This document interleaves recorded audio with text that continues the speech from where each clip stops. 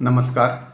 आज मी MP पाटील सरांच्या कविता शिकवलेल्या कविता आवडलेल्या या पुस्तकातील केशवसुतांचा नवा शिपाई हे प्रकरण वाचित आहे. केशवसुतांचा नवा शिपाई. नव्या मनूतील नव्या दमाचा शूर शिपाई आहे. कोण मला वठणीला आणू शकतो ते मी पाहे.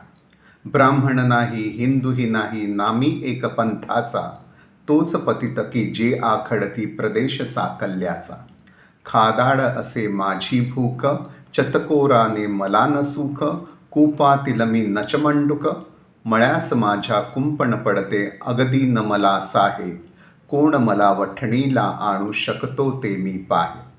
जिकडे जावे तिकडे माझी भावंडे आहेत, सर्वत्र खुणा माझ्या घरच्या मजला दिसत आहेत.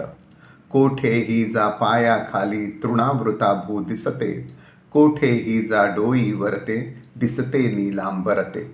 सावलीत गोजिरी मुले, उन्हात दिसती गोड फुले, बघता मन हर्षून डुले, ती माझी मी त्यांचा, एकच ओघ आम्हातून वाहे. कोण मला वठणीला आणू शकतो ते मी पाहे. पूजितसे मी कवणाला, तर पूजितसे आपणाला, आपुल्यामध्ये विश्व पाहुनी पूजी मी विश्वाला. मी हा शब्द समजला न लगे, संपुष्टी हे लोक, आणुती तो निज शिरी ओढती, अनर्थ भलते देख. लहान मोठे मजन कळे, साधू अधम हे द्वयही गळे, दूर जवळ हा भाव पळे, सर्वत्र मोठे सर्वच मोठे साधू जवळ, त्या सकली मी भरून राहे. कोण मला वठणीला आणू शकतो ते मी पाहे. हलवा करिता तिळावर जसे कण चढती पाकाचे, अहमस्फूर्तीच्या केंद्रा भवते वेष्टन तेवी जडाचे. आत समची निर्गुण तिलक, वर सदृश सगुण तो पाक, परी अन्या बोचाया, धरितो काटे की प्रत्येक. अशा स्थिती ही असे जनी, कलह कसा जाईल मिटूनी, चिंता वागे हीच मनी, शांतीचे साम्राज्य स्थापू, बघत काळ जो आहे, प्रेषित त्याचा नव्या दमाचा शूर शिपाई आहे. 2005 हे केशवसुतांचे स्मृती शताब्दी वर्ष. त्यांचे स्मरण म्हणजे त्यांच्या अनेक कवितांचे स्मरण. मला प्रकर्षाने आज स्मरण होत आहे त्यांच्या नवा शिपाई या कवितेचे. त्या कवितेतील मूल्य सार्वकालिक महत्त्वाचे आहे. आज त्याची विशेष गरज आहे. पालघर येथील सोनोपंत दांडेकर महाविद्यालयात मी या कवितेचे अध्यापन केले होते. त्याचे काही स्मृतीकरण. पालघर येथील ते महाविद्यालय. पालघर परिसराला नव्या युगाचा इतिहास आहे. लोकमान्य टिळक, वल्लभभाई पटेल, राजेंद्र प्रसाद यांच्यापासून जयप्रकाश नारायण, SM जोशी, नानासाहेब गोरे यांच्यापर्यंतच्या स्वातंत्र्य लढ्यातील थोर नेत्यांचा क्रांतिस्पर्श या भूमीला झालेला आहे. ब्रिटिश सरकारची लष्करी ट्रेन येथे क्रांतिकारकांनी उलथून टाकण्याचा प्रयत्न केलेला आहे. 42व्या स्वातंत्र्य चळवळीत येथील 5 हुतात्म्यांनी देशासाठी प्राणार्पण केले आहे. स्वातंत्र्य, समता, बंधुता, धर्मातीतता या राष्ट्रीय मूल्यांचा येथील जनतेवर मोठा प्रभाव आहे. सोनूमामा दांडेकर या तत्वचिंतक वारकऱ्यांच्या भूमीत संतांनी सांगितलेला समतेचा विचार कीर्तनांच्या माध्यमातून या भूमीत रुजलेला आहे. अशा मानवी मूल्यांचा संस्कार असलेल्या विविध जाती धर्मीयांच्या, विविध भाषिकांच्या तरुण मुलांचे हे महाविद्यालय. ब्राह्मण, वैष्णव, वाडवळ, कोळी, भंडारी, आगरी, आदिवासी, दलित आदी जाती जमातींच्या आणि हिंदू, बौद्ध, मुसलमान, खोजा, पारशी बाबा अशा विविध धर्मीयांच्या, तसेच मराठी, गुजराती, आदिवासी, लोकबोली अशा विविध भाषिकांच्या तरुण मुलांचे हे ग्रामीण महाविद्यालय. वर्ग FY BAचा. BA स्पेशलसाठी कुठलाही विषय असला तरी SY लेव्हलवर बहुसंख्य मुलांनी मराठी विषय घेतलेला, त्यामुळे वर्ग तुडुंब भरलेला. मराठी विषयाचे या वर्गासाठी 2 पेपर. एका पेपरसाठी केशवसुतांची कविता लावलेली. 1-2 तास या युगप्रवर्तक कवीबद्दल प्रास्ताविक बोलून झाल्यावर हरपले श्रेय, झपूर्जा, तुतारी, स्फूर्ती आदी कविता नंतरच्या अध्यापनासाठी ठेवून नव्या शिपाई या कवितेने मी प्रारंभ केला. त्याचे कारण पालघरच्या त्या नव्या युगाच्या इतिहासामुळे, नव्या युगाला पोषक अशा या मातीतील वैचारिक पार्श्वभूमीमुळे अध्यापन सुरू होते. आज या युगप्रवर्तक कवीच्या नवा शिपाई या कवितेबद्दल बोलायचं आहे. या कवितेतील केशवसूत या क्रांतप्रवण कवीने निर्माण केलेला कवितागत मी हा नव्या युगाला निर्माण करणाऱ्या नव्या क्रांत विचारांचा प्रतिनिधी आहे, ज्यामध्ये केशवसूतांच्या वैचारिक व्यक्तिमत्वाचे प्रखर प्रतिबिंब पडलेले आहे. तो नव्या युगाचा उद्गाता आहे, तो आक्रमक आहे, त्याला स्वतःच्या वैचारिक भूमिकेबद्दल निर्धारक आत्मविश्वास आहे, म्हणून त्याची बोलण्याची धाटणी आक्रमक आहे. कोण मला वठणीला आणू शकतो ते मी पाहे, अशी त्याची आव्हान देणाऱ्या योद्ध्याची भाषा आहे. त्याला कोणीही वठणीवर आणू शकणार नाही, त्याच्या अश्वमेधाचा अश्व कुणीही अडवू शकणार नाही, असा त्याच्या सामर्थ्याचा त्याला दुर्दम्य आत्मविश्वास आहे. तो नवे चैतन्य, नवे सामर्थ्य, नवीन जोम, नवीन ऊर्जा घेऊन आलेला आहे, म्हणून त्याला हा अजिंक्य स्वरूपाचा आत्मविश्वास आहे. कोणती नवीन ऊर्जा, नवीन चैतन्य त्याच्याजवळ आहे? ब्राह्मण नाही, हिंदूही नाही, नमी एकपंथाचा हा मानवी समतेचा विचार ही त्याची ऊर्जा आहे. किंबहुना हेच त्याच्या व्यक्तिमत्वाचे सर्वस्व आहे. तो जात मानित नाही, धर्म मानित नाही, पंथ मानित नाही. जाती पलीकडील धर्मातील पंथातील मानवी विचार जगणारा हा धैर्यशील शूर शिपाई आहे.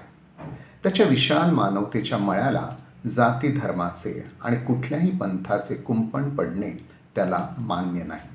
तशा प्रकारच्या विचारांची कूपमंडूप वृत्ती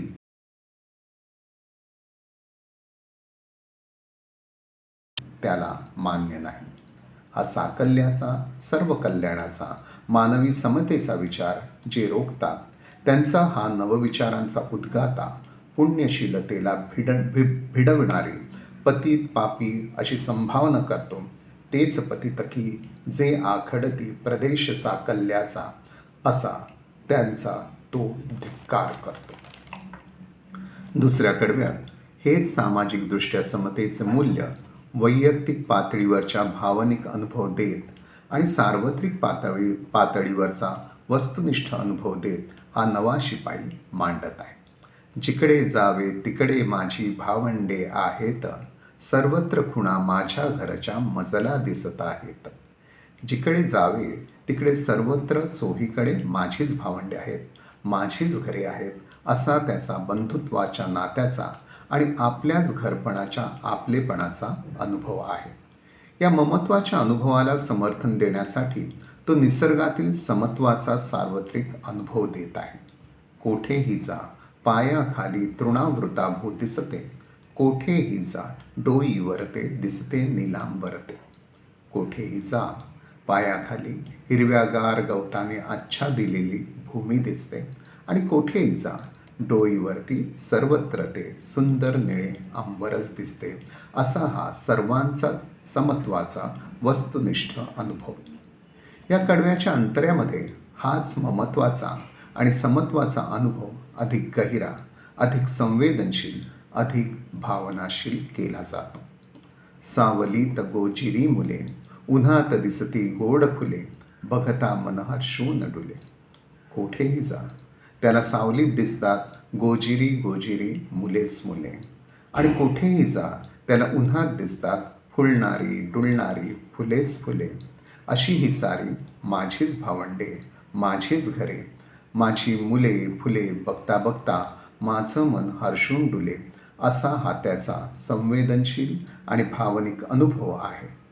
हा अनुभव घेता घेता ती माझी मी त्यांचा, ती मुले फुले घरे भावंडे ही सर्व माझीच आणि मीही त्या मुला फुलांचा, घरांचा, भावंडांचा, अशी सर्वांमध्ये एकरूप होण्याची त्याची विश्वात्मक अद्वैत वृत्ती आहे. अशा या त्याच्या विश्वात्मक झालेल्या शिपाईपणाचा आणि समत्वाच्या मूल्यपूर्ण विचारांचा कोण पराभव करू शकतो, असे त्या साकल्याचा प्रदेश अडविणाऱ्या कूपमंडूक वृत्तीच्या पतितांना त्याचे आव्हान आहे. विश्वात्मक होण्याची भूमिका पुढील कडव्यात तात्विक बैठक देत मांडली गेली आहे. अन्यत्र देव दानवा नरे निर्मिले असे म्हणणाऱ्या या कवीचा नव्या मनूतील शिपाई तथाकथित ईश्वराची पूजा करणारा नाही, तो पूजी मी विश्वाला असे म्हणणारा आहे. तो विश्वाचा पुजारी आहे. स्वतःमध्ये विश्वच आहे आणि विश्वामध्ये स्वतः मीच आहे.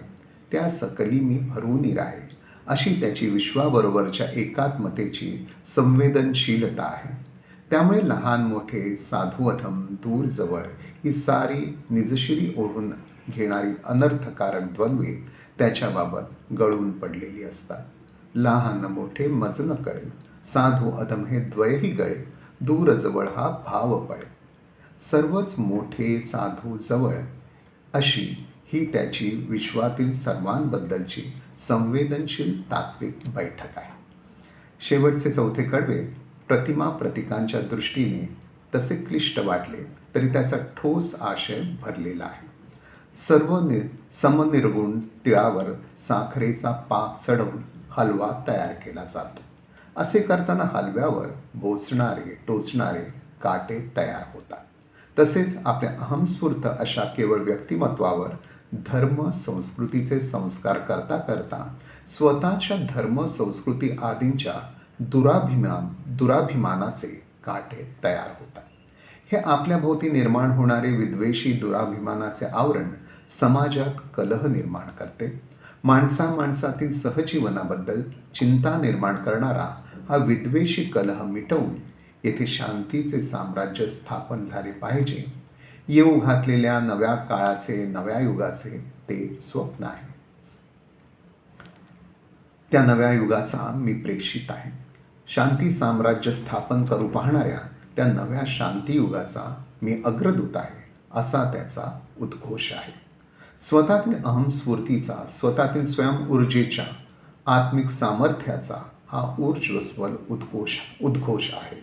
असा हा केशवसुतांचा नव्या मनूतील नव्या युगाचा, ब्राह्मण नाही, हिंदूही नाही असा जात धर्म पंथ नाकारणारी धैर्यशील भूमिका घेणारा, मानवतावादी समतेचा पुरस्कार करणारा, विश्वात्म भावनेने सर्वांची एकात्म पावणारा हा संवेदनशील शिपाई अंतिमतः शांती साम्राज्याचे स्वप्न पाहणाऱ्या शांतियुगाचा मी प्रेषित आहे, अग्रदूत आहे, अशा उंच उदात्त भूमिकेवर उभा राहून मानवी साकल्याचा, मानवी सार्वकालिक कल्याणाचा, विद्वेषरहित शांतीचा संदेश देत आहे. या कवितेच्या अध्यापनाचा मी असा समारोप केला. एकूण माझ्या अध्यापनातून या कवितेतील मूल्यपूर्ण आणि संवेदनशील विचार समोरील तरुण विद्यार्थ्यांमध्ये मी संक्रमित केला होता. साहित्याचे शैक्षणिकदृष्ट्या जे एक संस्कार मूल्य मानले जाते त्याचा संस्कार विद्यार्थ्यांवर केला होता. शिक्षणातील साहित्याचे कार्य म्हणून सहसंवेदन, कल्पकता, समृद्धी, जीवनविषयक जाण, सौंदर्याचा साक्षात्कार आदी ज्या गोष्टी सांगितल्या जातात त्यापैकी मूल्यसंस्कार या महत्त्वाच्या गोष्टीला माझ्या अध्यापनात मी अग्रक्रम दिला होता. अशा कवितेबाबत ते आवश्यक होते असा माझा ठाम समज होता आणि आहे. अशा साहित्यकृतीतून जीवनमूल्यांचा संस्कार होतोच होतो. तो जरी कृती प्रवणता निर्माण करणारा नसला तरी माणसाचे मूल्यपूर्ण व्यक्तिमत्व घडवण्यात त्याचा महत्त्वपूर्ण प्रभाव पडतच असतो. माणसाच्या होण्यामध्ये आणि त्याच्या वाढण्यामध्ये त्याचा वाटा असतोच असतो. हे सर्व माझ्या दृष्टीने खरे असले तरी या कवितेचे कविता म्हणून पुरेसे अध्यापन झाले होते असे म्हणता येणार नाही. कविता म्हणून या कवितेकडे कसे पाहता येईल त्याचेही आवश्यक ते निरूपण अध्यापनात होणे आवश्यक ठरते. ही केवळ तार्किक निष्कर्ष सांगणारी, केवळ तात्विक विचारांची गद्यस्वरूप विधाने करणारी कविता नाही. तसेच केवळ भावनांना आवाहन करणारी ही वक्तृत्वपूर्ण कविता नाही. सार्वत्रिक स्वीकारार्ह अशी साकल्याची मानवी मूल्ये देणारा कवितागत मी कोणीही वठणीवर आणू शकणार नाही असा नव्या दमाचा शूर शिपाई आणि या दोहोंच्या सर्जनामागे असणारा विश्वबंधुत्वाचा दृष्टिकोन असलेल्या कवितेचा अदृश्य निर्माता अशा 3 प्रतिमांच्या एकात्म सेंद्रिय संघटनांचे प्रत्यय देणारी ही कविता आहे. कवितागत मी आणि कवितेबाहेरील तिचा निर्माता कवी केशवसूत यांचे रूपकात्म संघटन येथे जाणवतेच. त्याचबरोबर जात धर्म पंथाची मर्यादा नाकारणारा शूर शिपाई कवितागत मीमध्ये एकजीव झालेला आहे हे रूपकात्म संघटनही येथे जाणवते. हे अशा स्वरूपाचे जाणवणारे तिहेरी संघटन या कवितेला प्रारंभीच कविता पण बहाल करीत असते.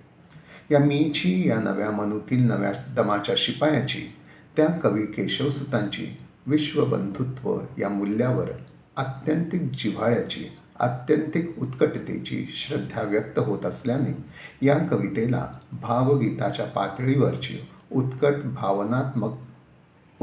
भावनात्मकता लाभली आहे. ही भावनात्मकता एका मीची, एका नव्या युगातील प्रेषिताची, एका केशवसुतांची असल्याने तिला विशिष्टता लाभलेली आहे.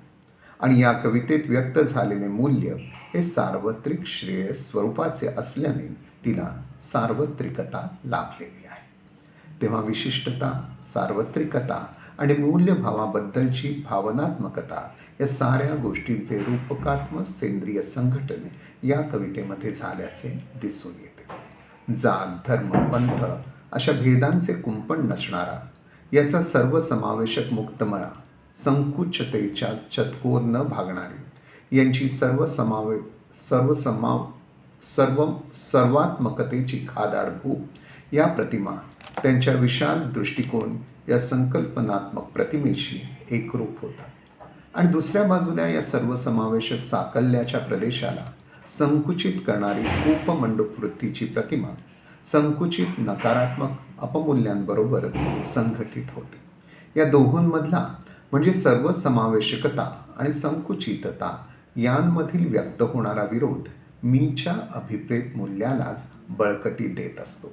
मीला अभिप्रेत असलेला साकल्याचा प्रदेश म्हणजे पुण्यशील प्रदेश आणि त्याला मर्यादा घालणारी वृत्ती म्हणजे पतित वृत्ती. या ध्वनित रूपकातील विरोधही पुण्यशील साकल्य वृत्तीच्या स्वीकाराचा आणि त्या पतित वृत्तीच्या धिक्काराचा प्रत्यय देत असतो. शांभव दर्शनासारख्या काश्मीरी तत्त्वज्ञानानुसार तसेच ज्ञानेश्वरांच्या चिद्विलासाच्या भूमिकेनुसार हा सर्व विश्वपसारा म्हणजे त्या मूळ तच्ची, त्या ब्रह्मची रूपे आहेत. येथील सर्व मुले फुले माणसे ही माझ्यासहित त्या ब्रह्माचीच रूपे आहेत, एकाच आदितत्वाची रूपे आहेत. म्हणून ती सारी माझीच भावंडे आहेत. आम्हा सर्वातून एकाच आदितत्वाचा प्रवाह वाहत आहे. या अशा तार्किक तात्विक निष्कर्षाच्या पाठीमागे या दुसऱ्या कडव्यातील सावलीतील गोजिरी मुले, उन्हातील गोड फुले आणि जे माझे मन हर्षून डुले या सर्वात एक प्रतिमा संघटन आहे, जे माणसामाणसातील भांडणत्वाचा, आपल्याच घरच्या आप्तत्वाचा, ममत्वाचा स्नेहार्द प्रत्यय देत असते. या कडव्यातील प्रासयुक्त रचनाही नादमधुरतेचा अनुभव देत मूळ आशयाच्या संस्काराला सहाय्यभूत ठरत असते. जिकडे तिकडे मधील प्रास, सर्वत्र पसरत जाणाऱ्या भूमीतील भावंडपणाचा प्रत्यय अधिक प्रसरणशील करीत असतो. कोठेही जाचे आवर्तन आणि डोईवरचे दिसते नीलांबरते यामधील लय आंदोलित प्रास निसर्गातील समत्वदर्शक सार्वत्रिकतेची वस्तुनिष्ठता ठसठशीत करण्यात सहाय्यभूत ठरत असते. आणि गोजिरी मुले, गोड फुले, मन हर्षून डुले यातील प्रास संवेदनशील आणि भावनिक अनुभवाला ममत्वाचा मधुर स्पर्श करीत असतो.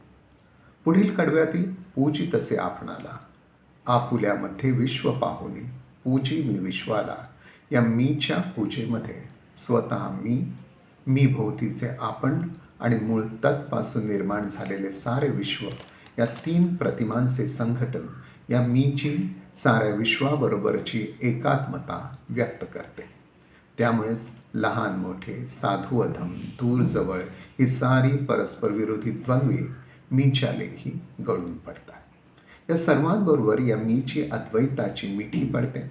त्या सकलांमध्ये यांचे मी पण विलीन झालेले असते. त्यांचे मी पण सर्वात भरून गेलेले असते. हा सारा त्या विश्वात्मक अद्वैताचा अनुभव हे येथील प्रतिमांचे संघटन देत असते. ते त्याचे काव्यात्मक कार्य असते.